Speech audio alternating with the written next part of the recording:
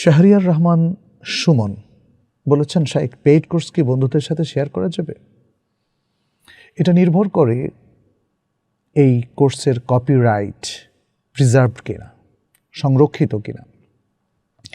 যদি বলা থাকে যে কোর্সটি শুধুমাত্র যারা পে করবেন তাদের জন্য, কারণ এই কোর্সের অনেক খরচ আছে, এই কোর্সগুলো তৈরি করা এবং এই কোর্সগুলো মেনটেন করা, বিশেষ করে অনলাইন কোর্স যদি হয় সেখানে আইসিটি এক্সপার্টদের সার্বক্ষণিক আসলে তত্ত্বাবধান লাগে, মেইনটেনেন্স লাগে, এবং অনলাইন কোর্সে যারা সম্পৃক্ত হবেন তাদের ইনবক্সে তাদের যে কোয়ারিজগুলো আছে বা তাদের টেলিফোনগুলো আছে সেটা ধরার জন্য এবং তাদের সাথে কমিউনিকেট করার জন্য, যাতে কোর্স থেকে তারা সর্বোচ্চ বেনিফিট পান, এই জন্য একটা বড় এমপ্লয়িরা কাজ করে থাকেন। সে খরচটা কোত্থেকে আসবে? সেটা এই পেইড কোর্সের পেমেন্ট থেকে আসবে।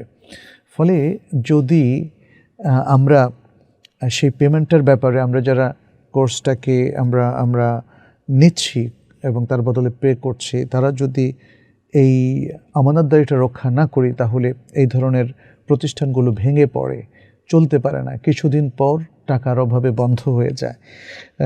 এটা আমাদেরকে মাথায় রাখতে হবে। ব্যাপারটা এমন নয় যে মানুষ মানি মেক করছে এবং এই ধরনের কোর্সগুলো দিয়ে অনেক ধনী হয়ে যাচ্ছে। আসলে এই ধরনের বিশেষ করে ইসলামিক কোর্স যেগুলো খুবই স্বল্প মূল্যে দেওয়া হচ্ছে, সেখান থেকে চলাটা খুবই কঠিন এবং ডেফিসিট থাকে, সাধারণত ভর্তুকি দিয়ে চলতে হয়। এক্ষেত্রে পেইড কোর্সের আমানতদারি এবং তাদের যে রাইটস আছে সেটা যদি প্রিজার্ভ করা না যায়, তাহলে প্রতিষ্ঠান ক্ষতিগ্রস্ত হয়, বন্ধ হয়ে যেতে পারে। এই জন্যে আমরা বলবো যে এগুলো যদি কখনো বলা থাকে ফ্রি কোর্স, আপনি শেয়ার করেন, কোনো অসুবিধা নেই, সারা পৃথিবীর কোটি কোটি মানুষের সাথে শেয়ার করতে পারেন। কিন্তু যদি কিছু কিছু কোর্স যেগুলো পেইড কোর্স হিসাবে আপনারা এনরোল করেন এবং সেখানে যদি অল রাইটস প্রিজার্ভড বা সর্বসত্ব বা সত্য সংরক্ষিত বলা হয় এবং সবার সাথে শেয়ার করার অনুমতি না দেওয়া হয়, তাহলে সেটা করবেন না।